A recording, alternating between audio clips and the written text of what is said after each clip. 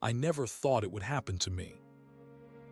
After surviving 2 tours in Vietnam, navigating jungle terrain under enemy fire, and spending decades working construction, it was a simple fall in my own bathroom that finally took me down.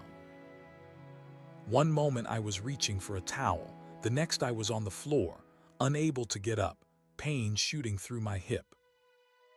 For 3 hours I lay there, until my son found me during his weekly visit.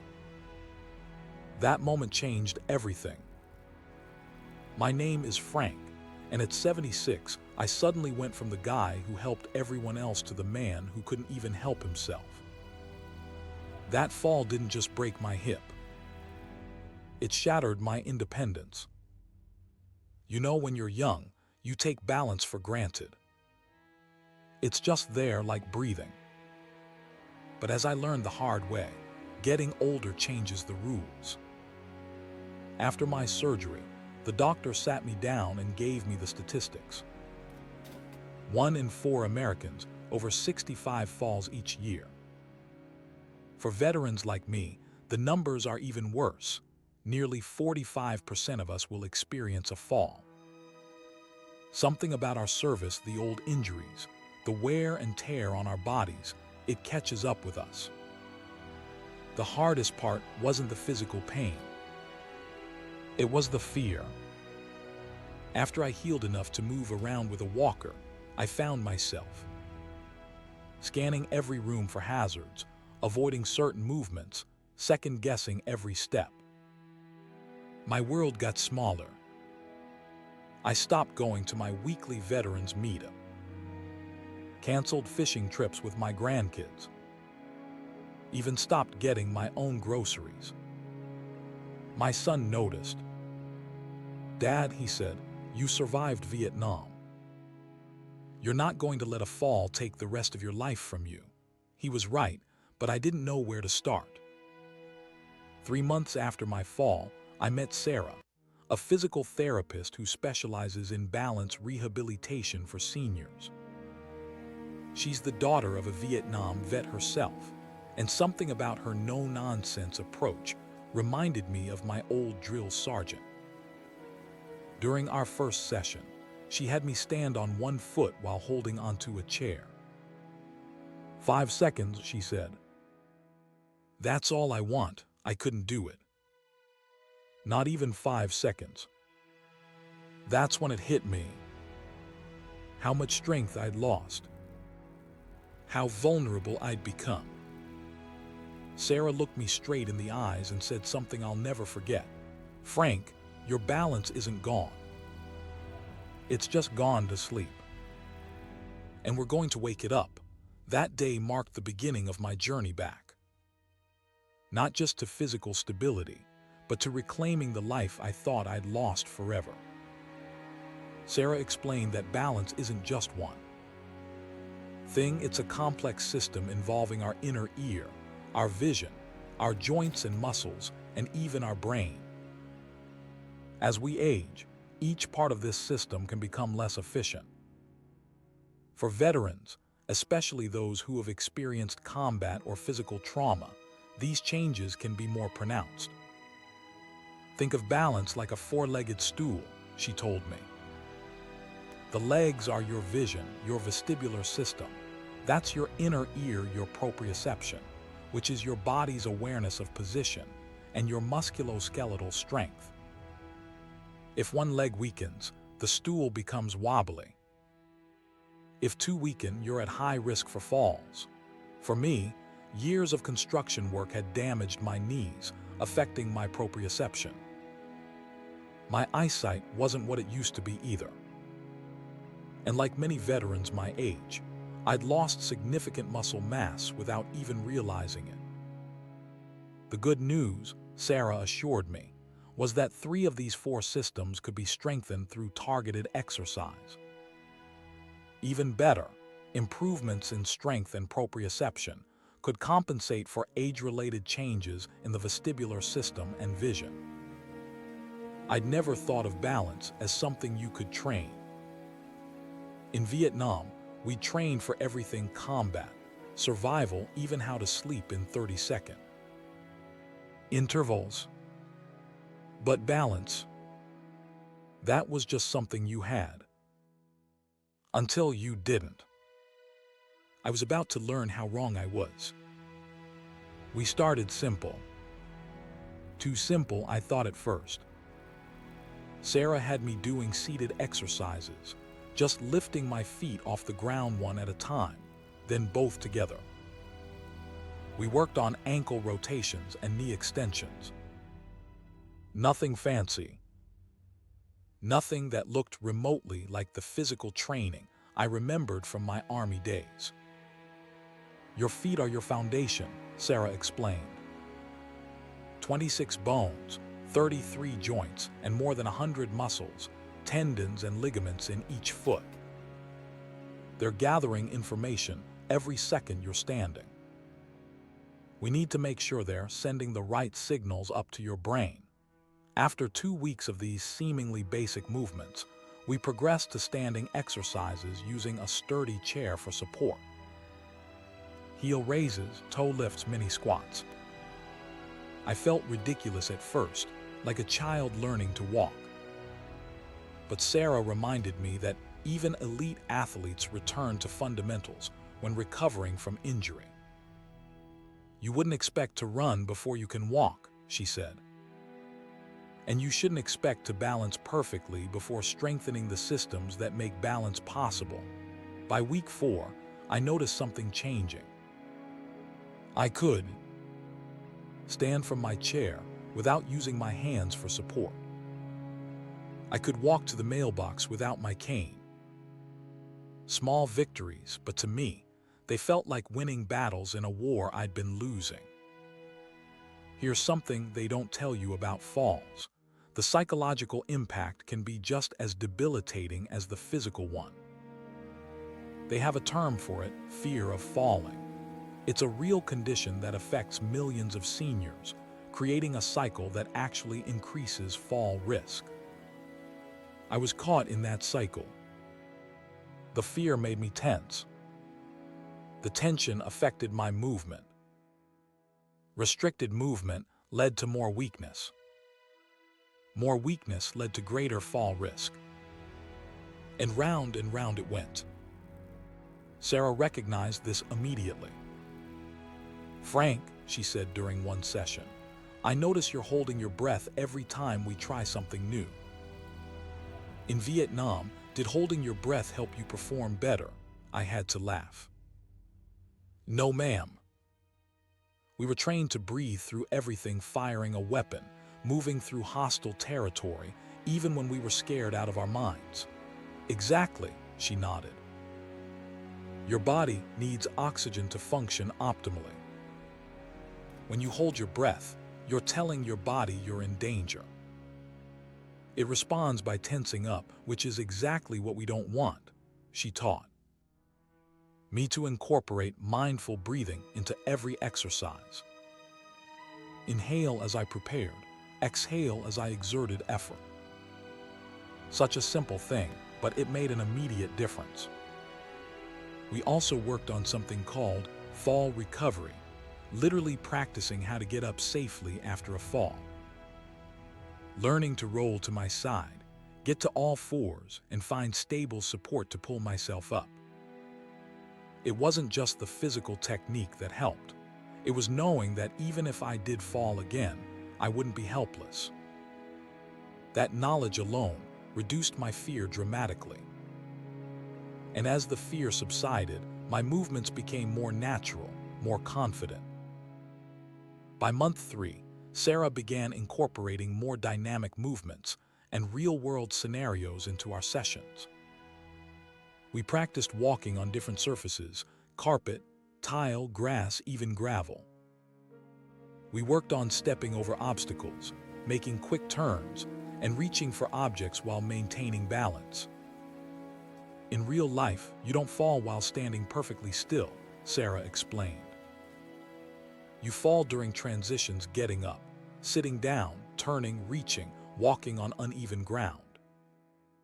So that's what we need to practice. One exercise in particular made a huge difference: the clock reach. Standing beside a chair for support, I would imagine. Standing in the center of a clock face and reach my free hand toward different hours, forward toward 12, to the side at 3, diagonally back toward 7, and so on. At first, I could barely reach toward 3 o'clock without losing my balance. But gradually, my range expanded. This simple exercise was training my brain and body to control my center of gravity while moving outside my base of support, exactly the skill needed to prevent a fall when reaching for something. We also incorporated dual-task training, having me count backward by sevens or name state capitals while walking. It seemed odd until Sarah explained that many falls happen when we're distracted, when our attention is divided between movement and some other mental task. Your brain needs to be able to handle walking and thinking at the same time, she said. It's like patrolling in Vietnam. You had to maintain awareness of your surroundings while moving, right? She was right. In combat, the guys who couldn't divide their attention didn't survive. I hadn't made that connection to balance before, but it made perfect sense. About 4 months into my rehabilitation, I hit a plateau. The exercises that had once challenged me now seemed easy, but I wasn't seeing the continued improvement I wanted. I was frustrated, ready to give up. That's when Sarah asked me something unexpected. "Frank, how did you train in the military?" I told her about the progressive nature of military training, how we'd master one skill, then immediately be pushed to the next level. How we trained in groups, motivating each other, competing sometimes. How we had clear objectives for each training session and could see our progress. "That's what's missing," she said. "We need to approach this more like military training." She introduced me to a group balance class specifically for veterans. Suddenly, I wasn't just doing exercises. I was back in a unit. We had the camaraderie, the shared language, the understanding that comes from similar experiences. We even had the gallows humor that gets soldiers through tough times. "Look at us," joked Mike, a 70-year-old Marine veteran. "We survived Vietnam just to be taken down by our own bathrooms." We laughed, but there was truth in it. And together, we were fighting back. Sarah structured our sessions more like military training, with clear objectives, measurable outcomes, and a sense of mission. We deployed our balance skills in community outings, navigating grocery stores, parks, even a local museum with its slick marble floors. My progress accelerated dramatically. There's something powerful about the military mindset when applied to rehabilitation. The discipline, the persistence, the ability to push through discomfort toward a greater goal, these weren't just memories from my service. They were tools I could use now. While I was rebuilding my physical capabilities, my son was concerned about my home environment. He wanted to install grab bars everywhere, remove all my area rugs, basically turn my house into what felt like a hospital setting. I resisted strongly. "Dad, it's for your safety," he argued. "It's my home, not a facility," I countered. We were at an impasse until Sarah mediated. She helped us understand that home modifications didn't have to mean institutionalization. There was a middle ground that could increase safety while maintaining the dignity and comfort of my home. Together, we did a room-by-room assessment. We identified true hazards like the dark stairwell with no handrail and the cluttered path to the bathroom I used at night. But we also identified modifications that would preserve the character of my home while making it safer. Instead of hospital-style grab bars, we found stylish handles that matched my bathroom fixtures. Rather than removing all rugs, we secured them properly with high-quality rug tape and padding. We improved lighting throughout the house, especially in transition areas. We rearranged furniture to create clear pathways.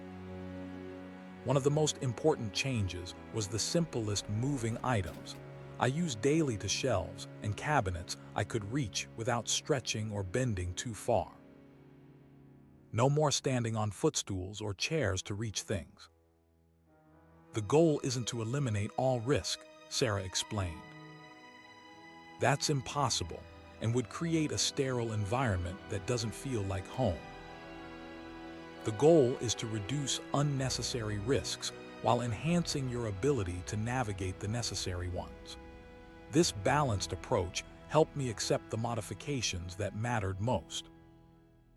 My home still felt like mine, but it supported my recovery rather than presenting constant challenges to it. Something surprising happened around month 5 of my balanced journey. My overall health began to improve in ways I hadn't anticipated. My blood pressure, which had been creeping up for years, stabilized at a healthier level.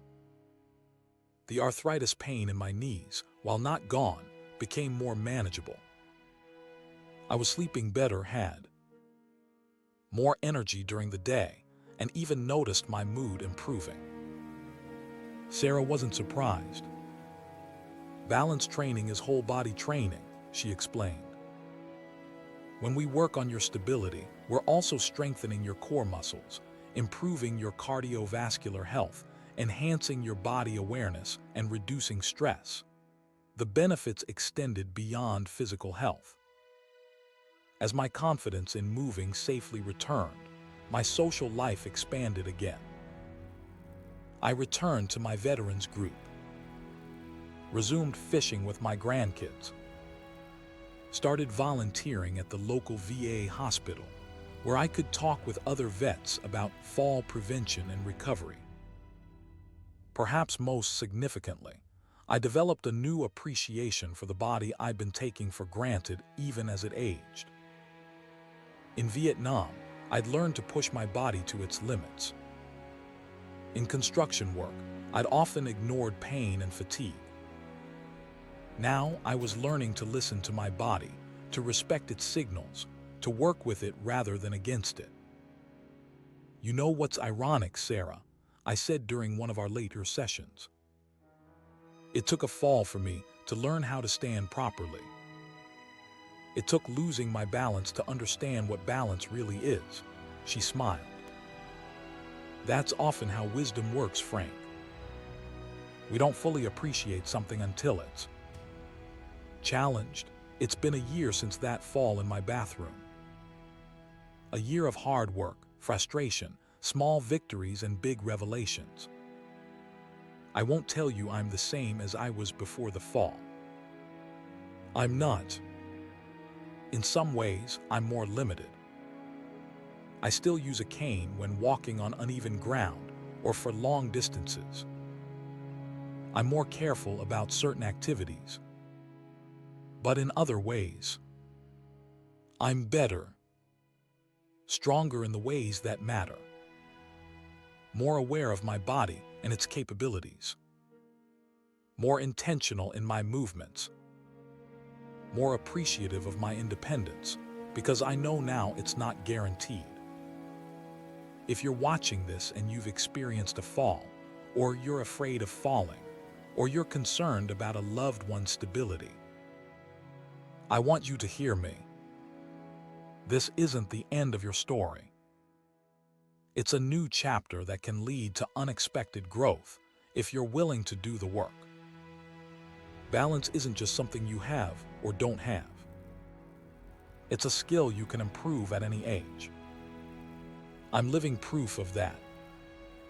At 77, I have better balance now than I did at 75 before my fall. Not because I'm younger or naturally more agile, but because I've trained specifically for it, consistently, with proper guidance. Start where you are. If that means seated exercises at first, so be it. If it means using assistive devices while you rebuild strength, use them without shame. There's no pride in falling because you refused help. Trust me on that.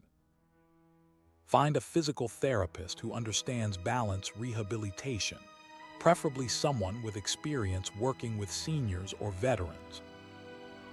The right guidance makes all the difference. And remember this, the goal isn't to eliminate all risk from your life. The goal is to build the strength, stability, and confidence to handle the risks that come with living a full life. I survived Vietnam. I survived a serious fall. And now I'm thriving again on my own terms. If I can do it, so can you. This is Frank signing off. Stay strong, stay stable, and never surrender your independence without a fight. It's worth every bit of effort to get it back.